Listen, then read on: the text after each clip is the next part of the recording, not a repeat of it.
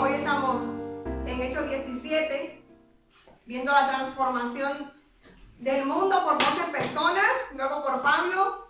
Pablo está en Atenas, como el evangelio va avanzando desde ellos hasta nosotros.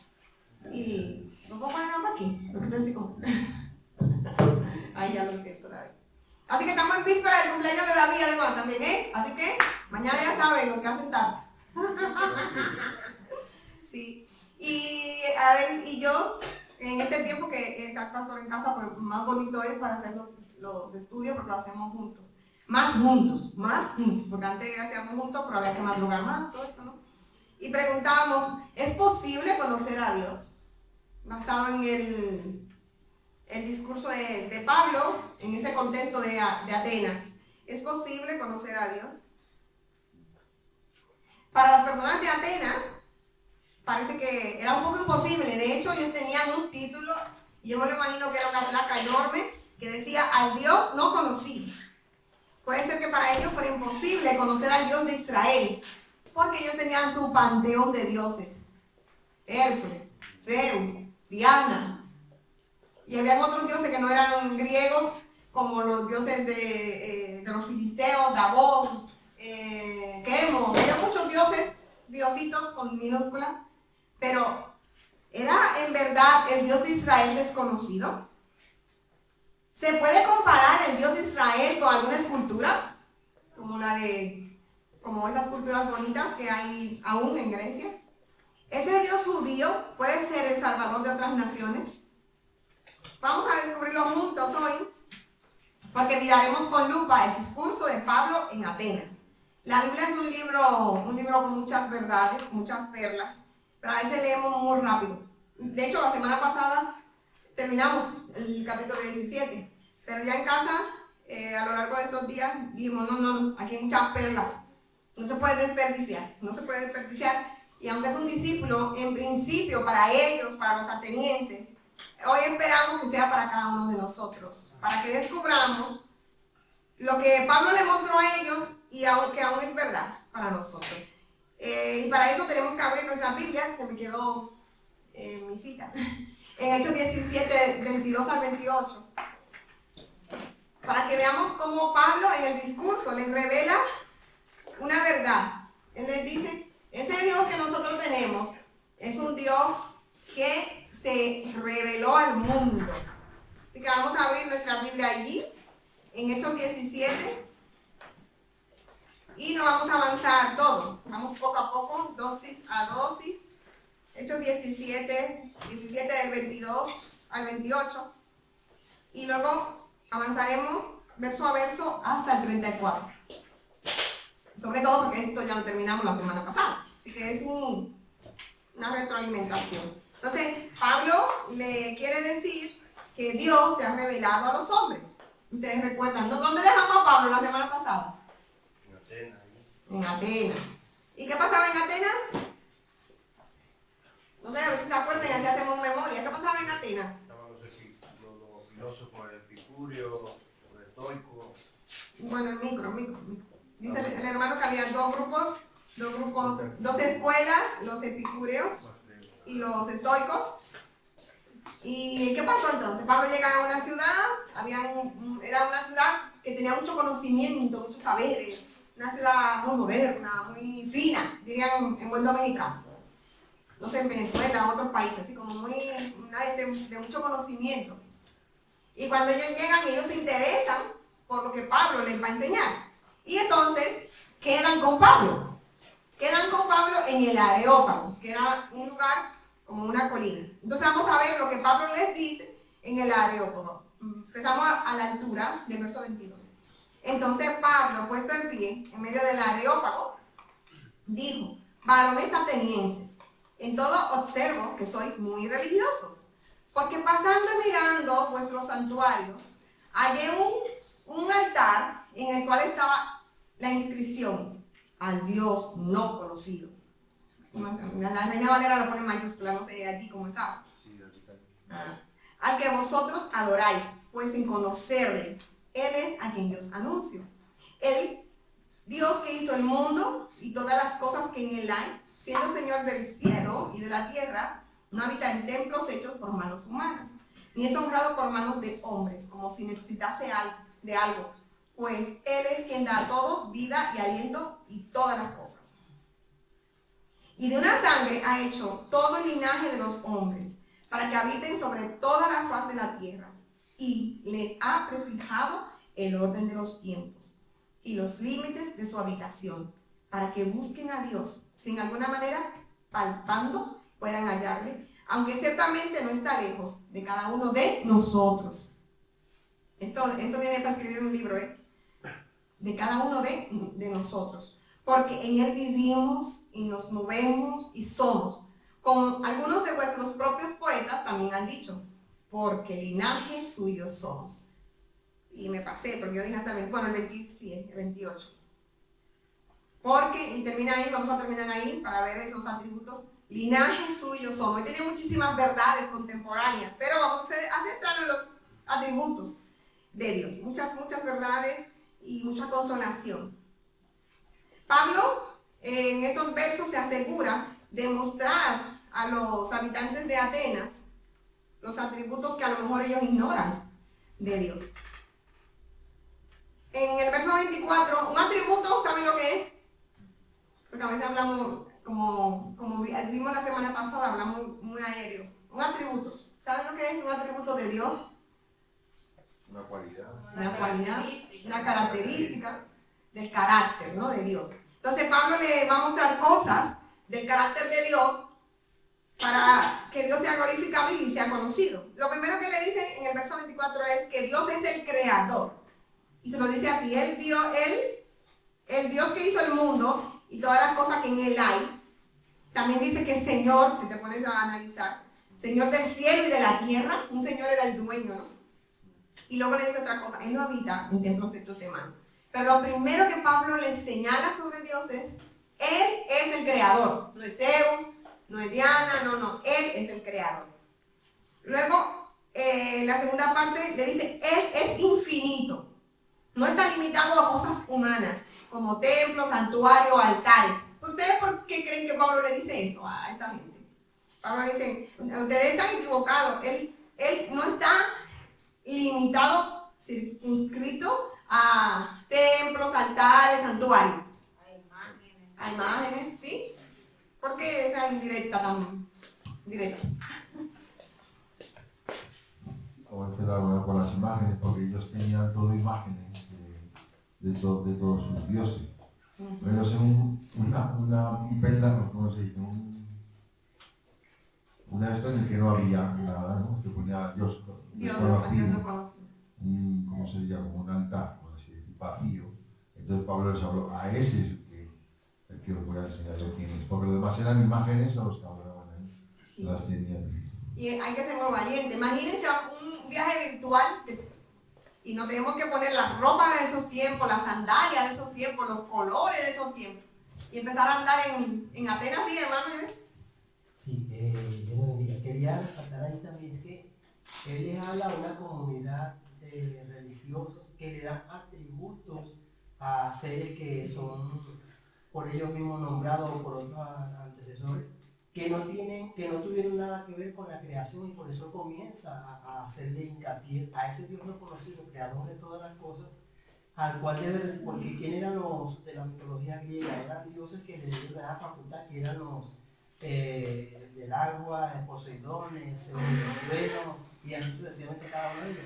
Y él con esto destaca que el único creador de trueno, agua, cielo, tierra, universo, se llama Dios. O sea, lo ya primero encarar al ser omnipotente, creador de todas las cosas, que ellos no conocían de alguna manera. Y entonces, captando la atención de ellos, ya que eran muy religiosos en cuanto a los dioses que ellos creían que tenían poderes sobrenaturales, él primero le da a entender que al Dios no conocido, al cual todo ser creado por Dios debería darle relevancia y debería darle toda gloria y honra, no se le da. ¿Por qué? Porque las religiones o la cultura han ido cambiando, y al cambiar hacen que el hombre desvíe su mirada de Dios. Me voy un momentito nada más al libro de Éxodo, cuando en Génesis y Éxodo, cuando el pueblo de Israel está en Egipto, ellos fueron con personas creyentes en Dios, pero una vez que entran a Egipto comienzan a cambiar su cultura, su manera de creer en Dios. Por eso cuando Dios los saca, le da instrucciones y le pone firmeza de que Dios está sobre todas las cosas. Sí. Porque el ser humano siempre tiene esa necesidad de hacer ídolos. Y el evangelio, un ídolo puede ser tu hijo, puede ser tú mismo.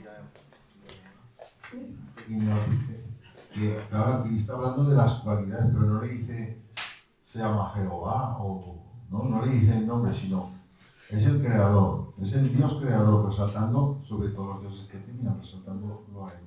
Y luego es el Señor del cielo y la tierra. Está diciendo las cualidades, pero no le dice se llama fulanito como Zeus o no le dice aquí se llama Jehová, por ejemplo, no más que. Sí. Está diciendo las cualidades como diciendo, él es el que resalta sobre todos los que tenemos. Interesante, porque seguramente que si dice el nombre de Jehová, se van todos. Hay que ser listo hoy para hablar. ¿Cómo es metida la palabra? Sí. Sí, aquí hay dos partes y es que está hablándole a dos escuelas de filósofos que habían creado allí. Y estaban los epicúreos y los estoicos. Era filosofía pura, que allí no tenían más creencia que a más de 3.000 dioses que tenían. Entonces él tenía que proyectar un discurso hacia lo que ellos creían y con la palabra que él tenía que expresar, tenía que convencerlo a que la manera de ellos pensar no era la correcta.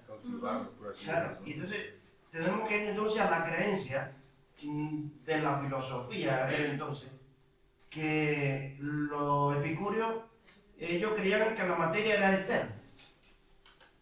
No, o sea, era algo que no era destructible y que Dios no podía podía ser que había creado todo el universo. Ellos negaban la creación. Es como hoy en día la filosofía de la evolución, que hoy tenemos lo mismo. Hoy tenemos esta de la evolución en que la cosa pues se formó de la nada, ¿no? Eso es la creencia y es la misma filosofía que hoy tenemos. Ahora, los estoicos, ellos no negaban que había un creador, pero sí decían que si había un creador, fue creado de la misma naturaleza, o sea que Dios era parte de la creación. Eso es lo que creían los estoicos. Claro. Y hoy, pues, es que basado en esas dos creencias y esa filosofía, que era escuela pura que había allí, Pablo entonces se dirige hacia ese discurso de Dios que creó los cielos y la tierra, el universo y todo lo que hay, porque la única manera que podían hacer entender a ellos que nada de su filosofía era creíble y era que había un creador, no que todo fue creado por sí mismo y que Dios era parte de la creación. Entonces era lo que quería cuestionarle a aquella filosofía. Hoy pues, tenemos una creencia de algunas religiones que ya creen que por eso él le proyecta a Jesús y ahí de una vez le proyecta a Jesús, y es que hoy vemos que hay muchas creencias en cual Jesús es parte de la creación. Y hoy lo vemos en muchas. No me gusta meterme, pero si tomamos los testigos de Jehová, esa es la proyección de ellos. No, yo no voy, porque por eso me gustan mucho. No, tenía una Biblia, tengo una Biblia católica en casa. Una vez tenía una de testigo de Jehová, tenía una adventista, porque me gusta confrontar versos para poder indagar. Tenía de los musulmanes, tenía una introducción al Islam, era un libro. Y lo leí, porque con ellos tenía que refutar y hacerles entender, ¿no? Que por eso es bueno leerlos, no es que uno vaya a hacerse como ellos, pero para tú poder defender tu creencia, tienes que leer la de ellos para poderlo confrontar. Y es lo que Pablo está allí confrontando esto. Sí, porque no te desarma. Eso. Entonces él adapta el mensaje, lo que venimos diciendo es que él adapta lo que va a decir a sus oyentes. Y lo vimos la semana pasada. Él le dice, Dios es infinito. O sea, Dios no tiene un fin, Él no está limitado a cosas humanas como templos, santuarios, altares. Y se nos dice eso en el verso 24, parte B, cuando dice, no habita en templos hechos por manos humanas. O sea, no se preocupen. Si ustedes ponen un letrero con un nombre o sin un nombre, da igual, porque Él no se limita a esas cosas. Pero Él también, en el verso 25, en última instancia, le dice que Él es sustentador. Y a mí esto me gustó mucho, porque es una verdad para mí. Cuando tú estás en problemas, cuando no llegas a las cosas, es una verdad muy contemporánea. Le dice, Él es quien da a todos vida y aliento y todas las cosas. Vida y aliento y todas las cosas. O sea, no solamente Él crea un mundo, sino que Él se encarga de sustentar ese mundo y las criaturas. El Salmo 104 lo dice muy bien. El asno montés tiene su hierba. Las hormiguitas tienen lo que ellas necesitan, que es uno de los bichos más chiquitos. El bicho más indeseable, el que nosotros no alimentaríamos, Él se encarga de que tenga sustento. Porque Él es el sustentador, Él da vida, aliento a todas las cosas, aún sean virus y bacterias. Lamentablemente que hay cosas que no funcionan después del mundo que cayó en pecado y eso, pero Dios sigue siendo el sustento, como el sol lo es de todo el sistema solar. Yo no voy a comentar mucho porque estamos claros. Vamos a la parte 4 que dice que, en resumido así, Él le dice Dios es poderoso, porque dice el verso 26, la parte A. La parte de los versos la dividimos donde hay un punto y coma, para poder uno penetrar a las perlas, ¿no? Dice, de una sangre, o sea, Adán y Eva, ha hecho todo el linaje de los hombres, para que habiten sobre la faz de la tierra. Y nosotros preguntábamos en casa, ¿alguna vez, algunos de nosotros, sobre todo los jóvenes, porque yo me hice esa pregunta, te has preguntado de dónde has venido? ¿O te has preguntado cuál es el sentido de tu vida? ¿Hasta cuándo estaremos aquí? Pues Dios sabe todas esas respuestas, porque dice que Él ha hecho la tierra para que nosotros habitemos en ella. Él ha fijado un límite. O sea, si tú quieres saber todas las cosas, lee la Biblia. Si tú quieres saber por qué vives, por qué naciste, por qué existes, es porque un Dios poderoso así lo permitió. Ese día que nosotros nacimos murieron muchísimas personas, pero Él nos permitió a nosotros existir y ser. Y eso es poder divino de Dios. Eso es en el verso 26. Eso es el atributo. Hemos visto, Él es el creador, Él es infinito, Él es sustentador, Él está en control de este mundo, de que el sol salga cuando tenga que salir, que la luna haga su función, porque si la luna no hace su función, habría inundaciones, ¿no? Él es sustentador de eso, que las estrellas estén suspendidas en el universo y no se caigan y nos maten a todos, ¿no? Pero también Él es poderoso para darnos a nosotros, fijarnos nuestros tiempos. Y nuestros tiempos están en sus manos. O sea, los siglos, las décadas. Y por último, en el verso 26, la parte B, que ya le he leído, Pablo le está diciendo en otras palabras, Él es soberano, Él es el rey. Él rige la vida de los hombres. Dios ha diseñado las épocas, las estaciones y todo el espacio-tiempo que tenemos nosotros para tratar con la humanidad. Porque recuerden que Dios es atemporal, Dios no tiene tiempo. Dios es atemporal, sin tiempo. De hecho, para Él un día es como 1000 años. Pero en su soberanía, Él rige. O sea, es que cuando nosotros vamos a nuestros países es un lío, un problema hacer el cambio de usos horarios. Porque al menos en mi país son 6 horas de diferencia. Y ya a mi edad, que no que soy muy mayor, la última vez que viajé no podía dormir. Sin embargo, Dios está en control del horario de China, el horario del Caribe, del horario de Asia. Es soberano. Pero también está en control de cada detalle. Está en control de su plan soberano también de salvación. Y aquí hay un 5, pero yo creo que tenía que ser de 7. Dios es cercano. ¿Sabes? Porque ellos podían pensar que Dios era como Zeus, que tiraba rayos. Saben que en la película y en los libros, la Odisea de ¿cómo se llama ese? Homero, ¿no? Recuerdo que esos dioses tiran rayos, tenían un poder no para salvar, sino para dañar, ¿no? Sin embargo, este Dios que Pablo viene hablando es cercano. Lo leemos. Y cuando le dice que es un Dios soberano, le dice, para que busquen, sin alguna manera, palpando, puedan hallarle, aunque ciertamente no está lejos de cada uno de nosotros. Jeremías lo dice de otra manera. Un verso, Jeremías dice, Dios no es un Dios de lejos, Él es un Dios de cerca. Y lo dice Jeremías, yo no me acuerdo en qué verso.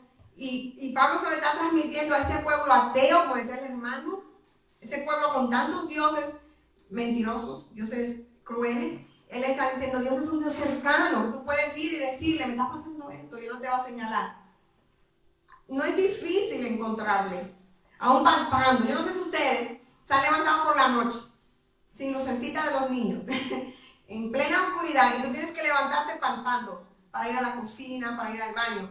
Dios es un Dios tan cercano que muchos de nosotros, por ejemplo, yo vine al Evangelio y en mi familia no había nadie cristiano, y muchos de nosotros hemos llegado a Él palpando, porque hemos oído, porque nos hemos interesado, porque alguien nos habló, no como algunos que han nacido en el Evangelio desde pequeños, ¿no? Entonces, a ese Dios cercano, Él es un Dios personal, y lo puedes encontrar, aunque sea palpando. No sé si lo que Pablo quiere transmitir a través del Espíritu Santo lo pueden captar. Dios no está lejos, quiere y puede ser encontrado por el hombre. Porque dice 1 Pedro que Él no quiere que nadie se pierda, sino que todos procedan al arrepentimiento. 1 Pedro 1, ¿no? Yo me sé los versos, pero no me sé la cita. Pero lo dice Pedro cuando escribe. Dios es un Dios cercano. No se preocupen, hermanos, que van a participar. Entonces, hasta aquí hemos visto cosas de Dios, características de Dios. Pero como Pablo le está diciendo, Dios se ha revelado.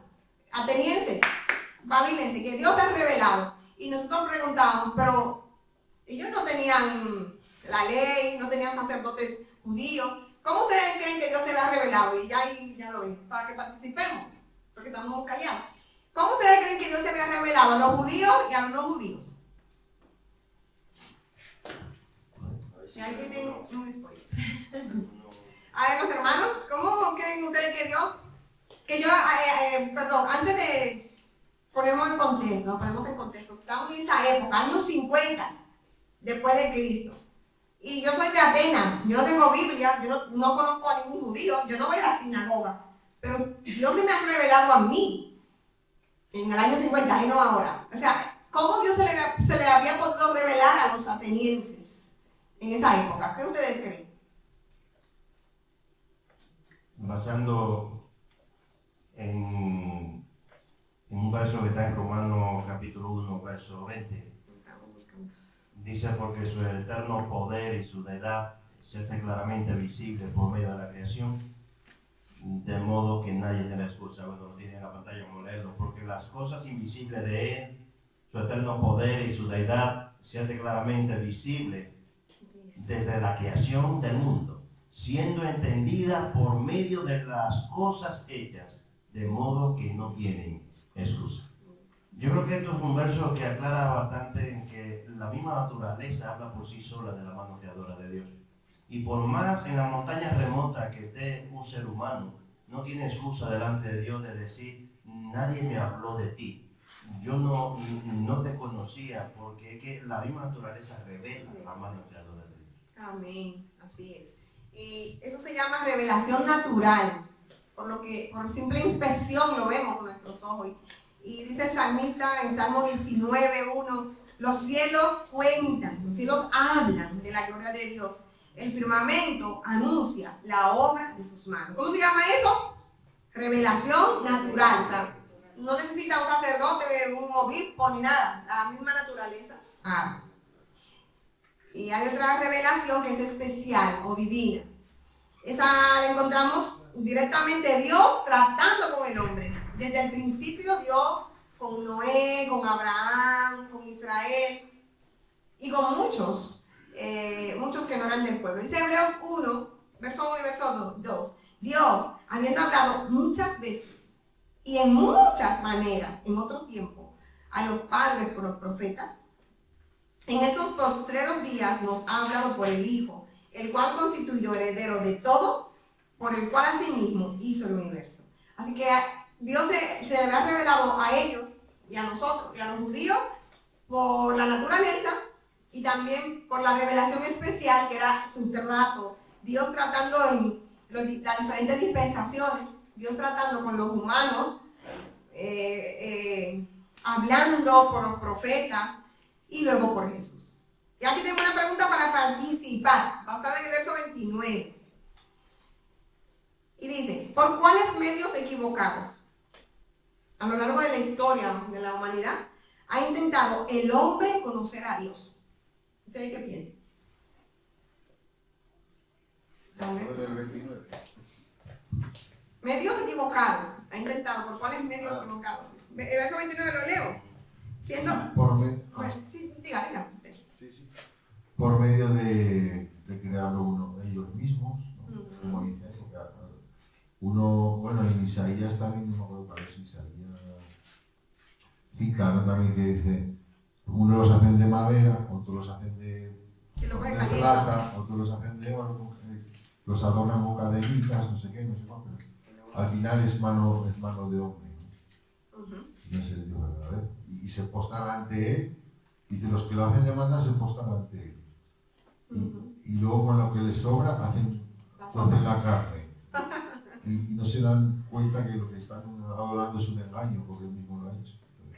Amén. Si alguien más quiere abundar sobre medios equivocados, por lo cual, y piensen en sus abuelos, la gente de antes, de tu familia, esos medios equivocados que ellos han usado para intentar conocer a Dios. Sí, como decía Alberto, si observamos un poquito, todo lo que el hombre utiliza para adorar a Dios son cosas hechas por Dios. Y como todo lo que existe es creado por Dios, no solamente a través de imágenes talladas por piedra, por oro, por madera, por barro, no solo por eso, sino que también al mismo hombre nosotros intentamos también adorar. A Moisés intentaron varias veces querer tenerlo como si fuera Dios, y él le tuvo que decir, cuidado que no he sido yo, que ha sido Dios, ¿no? Hoy día cuando alguien hace sanidades y hace algún milagro, también, y lo vemos en Pablo, en Pedro, cuando hacían un milagro intentaron también adorarlo y ofrecerle sacrificios a ellos. Y lo mismo, tuvieron que parar y decirle no, que no somos nosotros, que ha sido la mano de Dios. La iglesia hoy día sigue haciendo lo mismo, ¿no? Yo creo que el ser humano no deja de adorar a Dios con la misma creación, con lo mismo que Él ha creado, con lo mismo que Él hace. Somos un poco más idos ahí, en vez de creer directamente a Dios, creemos en eso, ¿cierto? Entonces, pues vemos que hoy día encontramos tantos santos, ya no tantas imágenes, ¿no? Sino tantos santos de personas, nombres de santos, que de hecho en la sociedad nos lleva a nosotros de una manera u otra también a adorarlos, siendo nosotros cristianos. Y tú me dirás, pero ¿cómo así? Pues sí, porque esos días de esos santos son festivos, ¿no? A nosotros nos dan descanso, fiesta, de trabajo, nosotros disfrutamos de ellos, en cierta manera nos están también haciendo adorarlos a ellos de una manera u otra. Entonces yo creo que el ser humano es muy ido allí a adorar a otras cosas antes que a Dios. San Valentín, por ejemplo. Sí. Y luego Joel, no sé cuánta. Hay otra cosa que la tenemos en nuestras manos y es el dinero. Cuando dice oro y plata, es que no solamente miro una imagen, es que miro un lingote de oro y miro también una cadena. A veces tenemos una confianza más en algo, claro, le llamamos tesoro, ¿no? A algo material que como piedra preciosa, no oro o plata, ¿no? O sea, la tenemos porque tiene un valor, ¿no? En sí, tiene un valor absoluto. El oro tiene un valor en sí. Y a veces lo llevamos a idolatrar al dinero, pensando que el dinero es todo en la vida. Yo he escuchado personas que dicen, pues el dinero no es un santo, pero se hace milagro con él. Sí, he visto muchas personas. Entonces, van con que hacia ese amor al dinero lleva hacia una idolatría, no, porque a veces como que, bueno, es que sin dinero yo no puedo vivir, ¿no? Y nos miramos solamente hacia una imagen o la otra cosa es pues un animal, pues queremos a veces adorarle, adorar a un animal, y Pablo le dice es que adoran a la criatura en vez al creador, y eso es lo que hoy muchas personas, lo que Abel decía, lo que vamos siempre hacia ese entorno hacia donde el mundo va, lo que el mundo refleja, que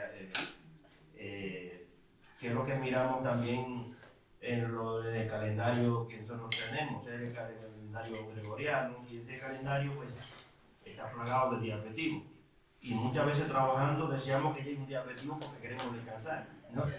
Pero es que detrás de este día festivo hay un santo que se ha puesto allí, un nombre como un santo, y se ha idolatrado y se ha llevado hacia ponerlo en ese calendario para festejar ese día de ese santo. Y hoy en día pues, nosotros lo que tenemos claro, tenemos que saber no entrar a una filosofía, sino entrar a mirar a Jesús como autor y consumador de la fe. Así es, Joel, no sé si le están las ideas. Interesante, ¿ves por qué hay que escudriñar la Biblia? Sí, bueno, mire, hay un texto en el libro de Éxodo, capítulo 20, 25, que dice, el mismo Dios le dice, y si me hicieres altar de piedra, no la labréis de cantería, porque si alzares herramientas sobre él, no perforarás. El Creador da a entender aquí que todo lo que Él ha hecho es perfecto. Cualquier alteración al orden natural de lo que Dios ha establecido, ha creado, ha pronunciado, ya es profano. Viendo esto y lo que estamos viendo en el libro de los Hechos, entonces vemos a un Pablo espiritualmente celoso y como ser humano, como siervo de Dios, también un poco, digamos, nervioso por la existencia del ser humano, hacia donde se inclina, y se ha inclinado, como decía nuestro pastor, se sigue inclinando. Bien sea por inocente, bien sea porque lo sabe alegremente, pero somos llevados por corrientes de este mundo a alejarnos de Dios. Hay textos que nos ayudan a nosotros a fortalecer para que permanezcamos en Dios, y si permanecemos en Él, como dice su palabra, y su palabra permanece en nosotros, entonces somos de Dios. Jesús dice una palabra maravillosa en el libro de Mateo. Dice,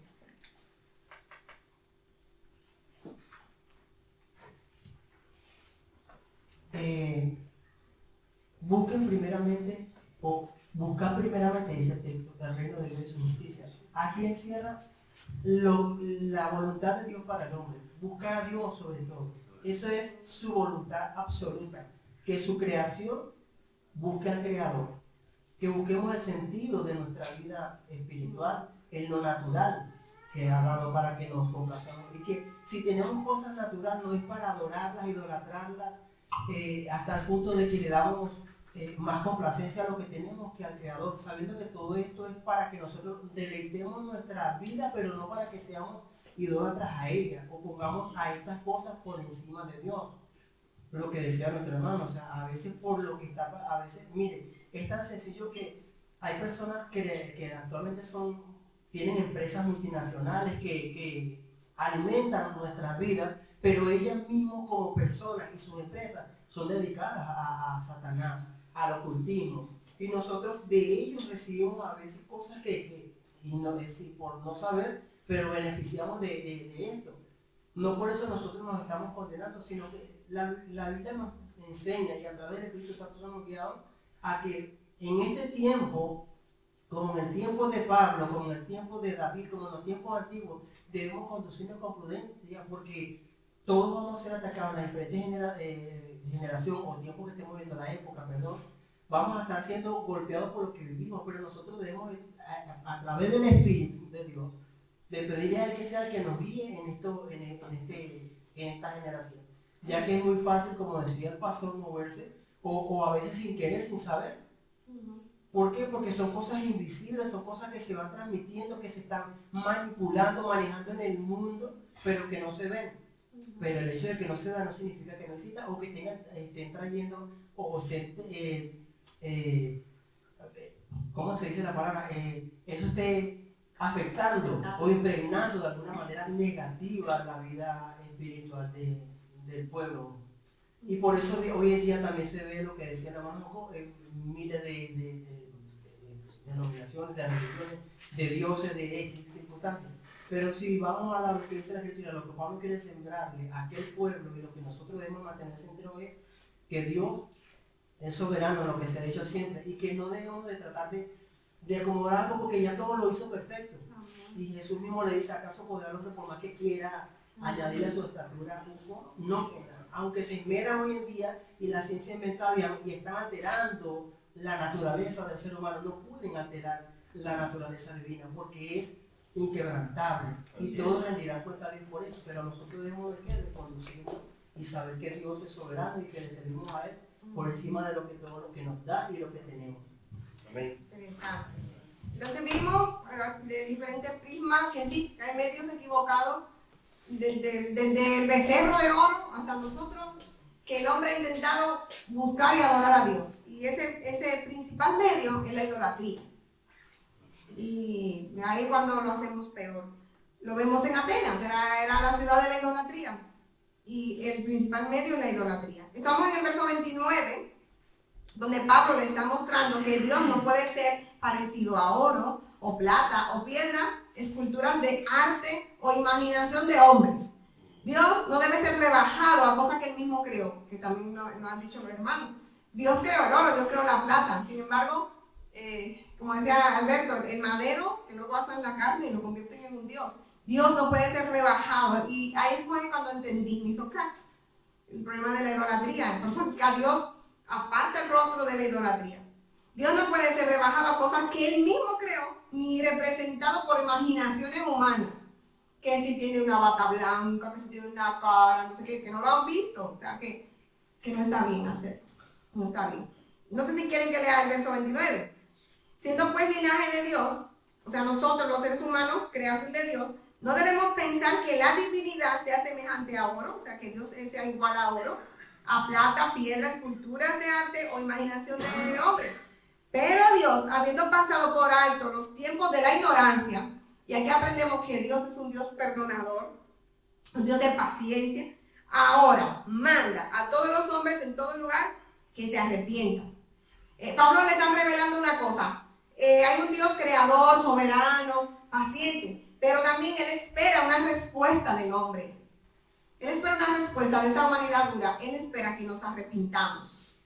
Y todo, nosotros estamos en la clase cronológica, siempre lo digo, todo el Antiguo Testamento y parte del Nuevo Testamento, Jesús es el llamado, arrepiéntanse, arrepentirse es cambiar de dirección. Y Zacarías lo dice así en el 1.3. Hay otra pregunta para que participemos, pero vamos a ver qué dice Zacarías. Dice, diles, dice el Señor de los ejércitos, volveos a mí, o sea, arrepiéntanse, den la media vuelta, y yo me volveré a vosotros. O sea, Dios, Pablo le está diciendo, Él se ha revelado como el creador por la naturaleza. Él ha hecho al hombre, lo ha puesto en un mundo hermoso y le ha establecido los tiempos. Pero Él espera una respuesta tuya y mía, y es que nos arrepintamos.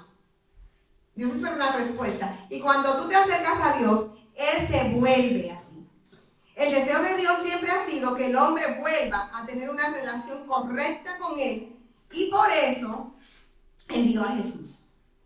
Es muy importante que nosotros lo entendamos para que podamos decirlo. O sea, el Evangelio no es una cosa de ponte una ropa así, ponte un peinado así. No, el Evangelio se trata de un Dios que está llamando a un mundo que hace guerra, un mundo perverso, un mundo de filosofía, a el arrepentimiento. Ese es el Evangelio. Entonces, en el verso 31, ya estamos terminando, hay un título de Cristo. O sea, ya cerramos ahí lo que el Señor reveló. ¿Qué reveló? Se reveló Él mismo en la creación. Reveló que el hombre tiene un propósito, que era vivir en una tierra hermosa, con colores verdes, amarillos, ¿no? Azules. Pero también reveló que el hombre necesita arrepentirse. Pero vamos a ver, y aquí me gustaría que participaran, los que no han participado. Ahí está Blanca, algunas hermanas que no mencionan nombre. Verso 31, ¿qué título de Cristo ves? Porque dice, Dios habiendo pasado por alto los tiempos de la ignorancia, que decía el hermano Joel, ahora manda a todos los hombres en todo lugar, no solamente en Israel, sino en todo lugar que se arrepientan. Por cuanto ha establecido un día en el cual juzgará al mundo con justicia por aquel varón a quien designó, dándole fe a todos con haberle levantado de los muertos. En ese verso hay algo secreto de Cristo, un atributo de Cristo. Puede haber dos. ¿Qué dice de Cristo ese verso? Porque está Cristo, aunque no dice Cristo, ¿qué título de Cristo se puede ver ahí? Entonces parece cuando decían la primera al cuadrado más la segunda. La primera al cuadrado más dos veces la primera por la segunda. Ese verso es una de esas, una ecuación de esas. Sí. La hermana se animó. Bueno, yo creo ese título que dice Cristo, o sea, ¿qué es Cristo para nosotros? O sea, lo que usted ha dicho es soberano. Él hizo todos los cielos y la tierra. Y ahí donde nos habla, donde dice que el hombre tiene que arrepentirse de todos sus pecados, es porque a veces el hombre usa cosas erróneas, ¿verdad? Tal vez guiado, como decía usted también, por nuestros antepasados. No, si yo fui católico, mi abuela fue católica, yo también lo soy. Lo único que pues el Señor es fiel y justo para perdonar nuestros pecados. Que sí nos va a juzgar, me imagino yo que que nosotros vamos a dar cuenta de lo bueno y de lo malo que nosotros hayamos hecho. Amén, sí. ¿Algo más? O sea, nosotros no hemos una respuesta, pero ahora yo estoy aquí hablando más cosas. Que hago un título, una frase, un título de Cristo. Leyendo el verso 31, la última parte, dice, a quien designó, dando fe a todo con haberle levantado de los muertos. Yo es que aquí veo a un Jesús, a un Cristo resucitado. Amén. Un Cristo resucitado en la parte C. ¿Sí? ¿Qué más? Dice otra cosa de Cristo. El juez. El juez. Porque dice que Él juzgará al mundo con justicia. Hay otra cosa ahí, ¿qué más? Dice que Él es aquel varón que Él designó. A mí siempre me ha llamado la atención que Dios no mandó un ángel. ¿Sabe que Dios tenía ángeles mensajeros? Gabriel, Miguel, no sé. Pero Él designó a Jesús. Y dice Gálatas 4:4 que cuando vino el cumplimiento del tiempo, Jesús nació de una virgen. Dice Gálatas, en el tiempo de la ley. O sea, eso fue designado. Ahí veo que también hay un propósito eterno, ya estamos terminando, que para nosotros, para bendecirnos. Y ese título es, añadiendo todo lo que dicen los hermanos, el juez. Un juez. Jesucristo es el juez. Y hay una cita de Spurgeon que encontramos por ahí sapeando para buscar cómo sustentarlo, porque nadie hablaba de eso, de que Cristo es el juez, pero también es el que murió, el designado, el soberano. ¿Qué más? El soberano de la hermana. Pero dice la cita, ¿qué hace un juez? Dar la sentencia. Una vez que Jesús se haya pronunciado, al final de los tiempos, cuando se haya pronunciado, no habrá ninguna apelación.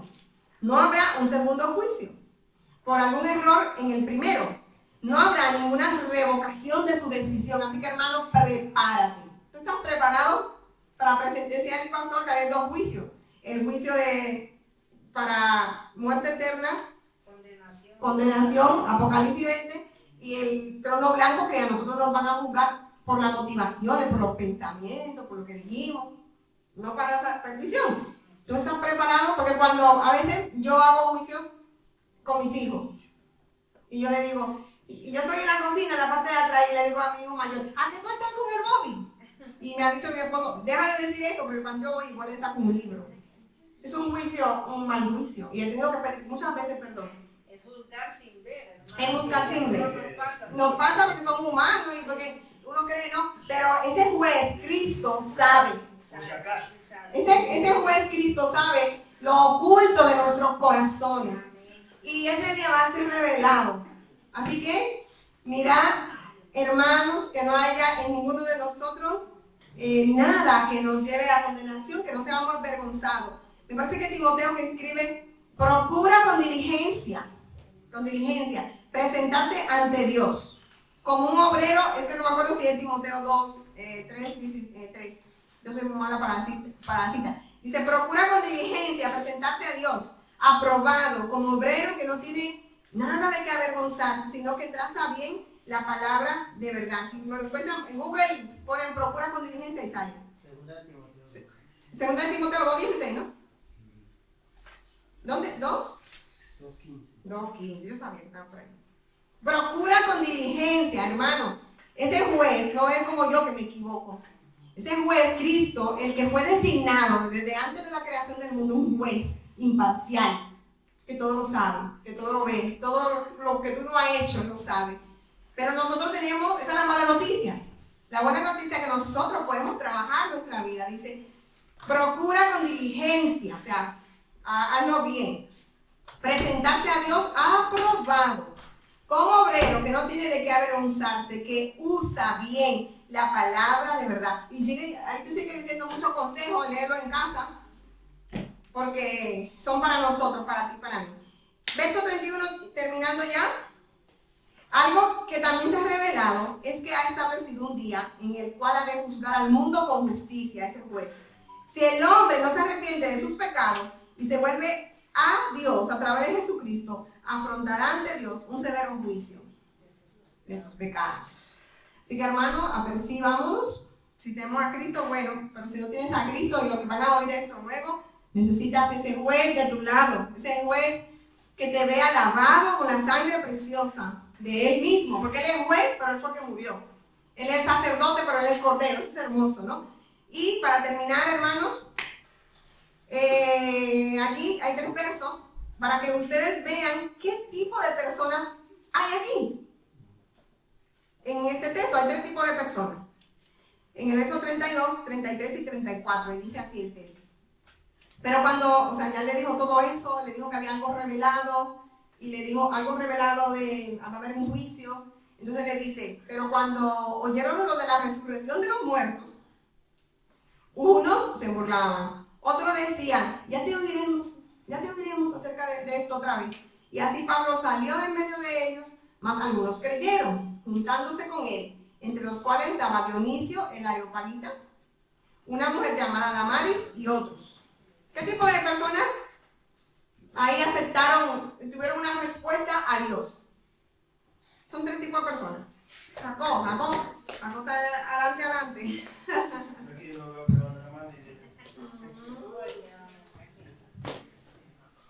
Oh, mira, aquí empezando del verso 32, hay 3 tipos de personas.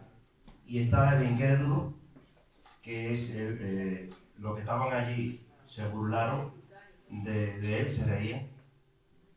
Que es el incrédulo. Está el que es chantajista, el que dice, bueno, pues ya veremos más tarde. El quien queda, el que va bien. Sí, el que va quedando bien por la vida, ¿no? Que dice, pues yo creo, pero luego diré. Sí, pues un día pues voy a la iglesia, bueno, con lo que estoy haciendo, creo que no estoy haciendo ningún agravio a Dios. Esa es la primera persona tan incrédula, después el chantajista, ¿no? Y después el que cree, que es el que está Damari y el otro. Damaris, Areopagita, Y Dionisio. unos cuantos más. Son las tres personas, el incrédulo, el que nunca cree en nada, el que va diciendo yo creo por no hacer la voluntad de Dios, o sea, el chantajista, y luego el que cree. Creo que son esos tres tipos de personas que se pueden ver ahí. Otra cosa que añado aquí y es que yo leyendo estos versos, yo veo un discurso de Pablo que no se acabó. Es un discurso que no está acabado. ¿Por qué que se lo interrumpieron? Si te das cuenta, del verso 32, unos se burlaban o se reían cuando él le dijo de la resurrección, porque no creían en eso tampoco. Entonces muchos se burlaron. Pero eso es lo mismo que pasa hoy cuando hablamos de un Jesús resucitado. Que muchos se burlan, otros pues, bueno, creo pero tengo dudas. Pero hay otros que creen. Y eso lo vemos hoy en día también. Joel, estamos ahí. 3 tipos de corazones, 3 tipos de tierra, 3 tipos de personas. A veces hay mucho conformismo también, hermano. Hay mucho conformismo y, por ejemplo, ahí la gente igual se puede como estancar. Decir, no, pues yo voy a la iglesia un rato, o esto y lo otro, y nos quedamos ahí. Entonces, no, yo creo que el venir a la iglesia es para crecer, ¿verdad? Y pues claro, como decía usted, va a haber todo juicio, uno para condenación y uno para salvación. Tipo de corazones, tipo de personas. Sí, bueno, ahí dice, ¿qué tipo de personas vemos? Hay 3 tipos que la Biblia señala. Ahí está el frío, ahí está, que es el primero que se burla, está el tibio, que ya vivió otra vez. No sé que siempre habla de Cristo, Apocalipsis, oído mi abuelo. Y está el caliente, el creyente que cree, que escucha la palabra, entonces ahí se identifican los 3 tipos, el frío, el tibio y el caliente, que Dios siempre ha resaltado y criticado en nosotros la humanidad, o eres frío o eres caliente, no seas tibio, tanto en la antigüedad como en hasta Apocalipsis se ve que o sé frío o sé caliente, pero ahí vemos las 3 semejanzas del ser frío, tibio y caliente, el que se burló, el que dijo ya te voy a traer, sí, yo voy de los miércoles, eso se ve todos los días, y el que de una cree y sabe que Dios le da salvación. No, madre mía, interesante, la palabra de Dios es viva. Pues nosotros lo pusimos también así, los que toman la palabra por ridícula, se burlan, los que se lo piensan mucho, y se lo piensan mucho y les gusta, y vienen y todo, pero lo dejan para luego. Sí, el evangelio es hermoso y Dios tiene poder, pero luego. Son los tibios esos, ¿no? Como los viejitos dicen mucho. Sí, como la gente mayor. Y luego están los que aceptan el mensaje en el verso 34. Y la pregunta es, ¿qué tipo de persona soy yo? Pero eso respóndenselo a Dios. Tenemos una comunicación vertical. Esa comunicación vertical que tenemos con Dios. De los tipos de corazones, tipos de personas, hermoso. ¿Y qué aprendimos hoy para terminar? Que Dios ha mostrado su amor al mundo al enviar a Jesucristo, que murió en la cruz para perdón de nuestros pecados, por quien también un día juzgará al mundo con justicia. También hemos aprendido que Dios es un Dios de cerca, un Dios cercano. Dios quiere que el hombre reconozca su mensaje de amor mediante el arrepentimiento y humillación delante de Él. También hemos aprendido que Él ha establecido un día de juicio, porque Dios es amor, pero también es justo. Y eso es un balance inseparable, eso es un bolero que se baila bien pegado, amor y juicio. Solo nos libraremos ese día, que nos gusta experimentar el amor, pero no nos gusta experimentar el juicio. Solo nos libraremos ese día al confesar a Jesucristo como nuestro Señor y Salvador, con mayúscula que ahí está en minúscula. Así que hermanos, no sé si alguien tiene algo que decir. Mi hermano Jefe está calladito por ahí. Sí, muy interesante. No se puede pasar por alto. Vamos para el 18, pero aquí hay muchas cosas. Muchas cosas para lo que estamos viviendo hoy. En él tenemos aliento, vida, y también para reflexionar quién es Dios para ti. Así que invito a los muchachos de la alabanza para que cantemos esa canción de nuevo. Y le doy al director de esta noche, nuestro flamante director, para que Él sea aquí, terminando. Hermanos, tenemos un Dios poderoso, soberano, que sustenta el mundo, tu familia, tu nación, tu iglesia, amén.